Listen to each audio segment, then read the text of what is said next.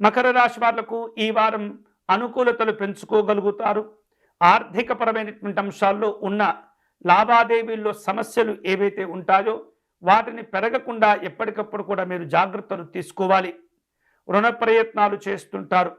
ఆలోచన విధానాలలో నూతనంగా ఆలోచించాలి. కొన్ని రకాల జాగ్రత్తలు లేనటువంటి పనులు చేపట్టడం ద్వారా సమయాన్ని ధనాన్ని కూడా కోల్పోయే పరిస్థితులు ఏర్పడుతుంటాయి. కాబట్టి ఈ వారం ప్రతి అంశాన్ని కూడా మీరు జాగ్రత్తగా పరిశీలన చేస్తుండాలి. వాటి వలన మీకు ప్రయోజనాలు కలిగేటటువంటి విధంగా మీరు నిర్ణయాలు తీసుకుంటూ ఉండాలి. స్నేహితుల వ్యవహారిక విషయాల్లో, బంధువుల వ్యవహారిక విషయాల్లో కొన్ని రకాల అకారణమైనటువంటి విభేదాలు, ఘర్షణ వాతావరణాలు చోటు చేసుకునే పరిస్థితి కనిపిస్తుంది. కుటుంబ బాధ్యతలు పెరుగుతుంటాయి. ఆలయాలు, ఆశ్రమాలు సందర్శించే అవకాశాలు ఉన్నాయి. గృహ నిర్మాణాది కార్యక్రమాల్లో కొన్ని రకాల చికాకులు, అవాంతరాలు పెరిగే ప్రయత్నాలకు మీరు అడ్డుకట్ట వేయాలి. ఎప్పటికప్పుడు కూడా జాగ్రత్తగా పనులు చేపడుతూ ఉండాలి.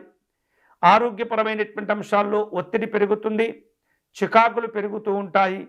తద్వారా కొంత పనులు చేపట్టే సందర్భంలో తృప్తి లేకపోతుంది. వారం మధ్య నుండి తిరిగి మీరు మీ యొక్క సంతోషాలను తిరిగి పొందుతుంటారు. గతంలో వివిధ కారణాల చేత ఆగిపోయినటువంటి పనులు తిరిగి ప్రారంభమవుతుంటాయి. స్వల్ప లాభాలతో మీ పనులను తిరిగి పూర్వపు స్థితికి తెచ్చుకోగలుగుతారు. కొన్ని ఇష్టమైనటువంటి వస్తువులను కొనుగోలు చేస్తుంటారు.